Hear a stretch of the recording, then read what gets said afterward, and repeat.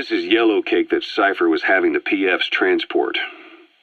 Before we met you, the boss recovered it from a truck crossing the savannah. Are there metallic Archaea inside it? Yes, the Archaea metabolize uranium-235 to subsist.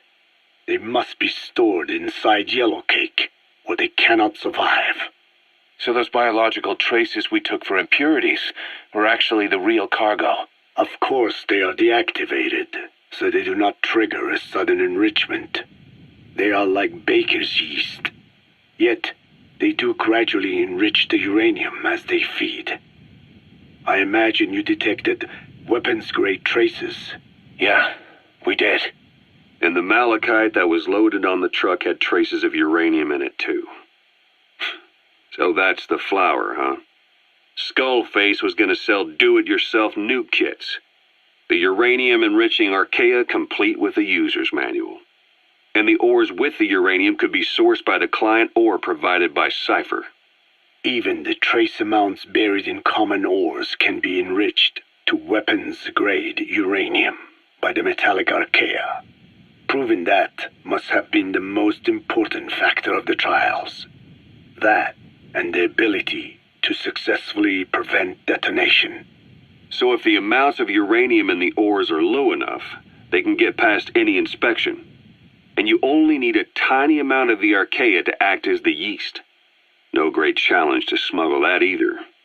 The first step towards saturating the world with nukes. His plan. That was not my intention. My only goal in developing the metallic Archaea was to save the Dene. What made you think a tool for creating undetectable nuclear weapons would save your people? After 70 years, the Dene reclaimed the Navajo nation from which we were banished. We bore all the hardships of poverty.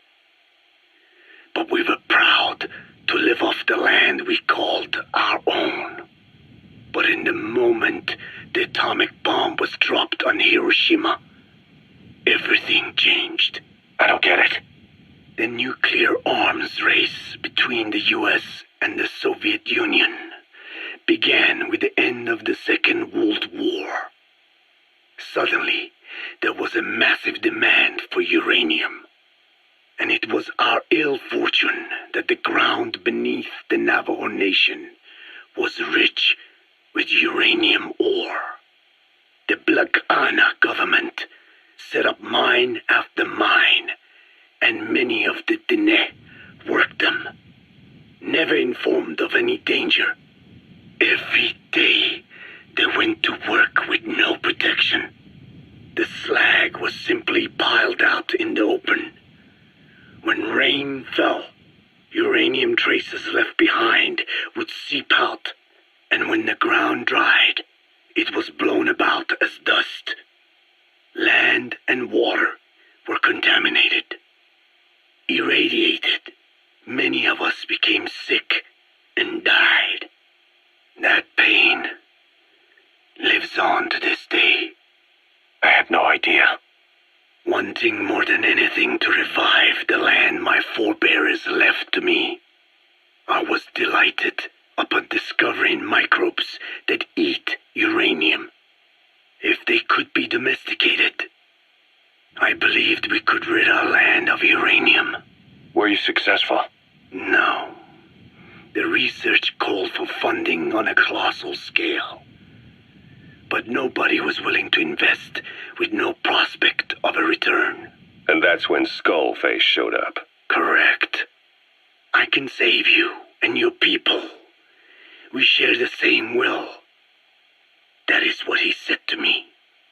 And I believed him.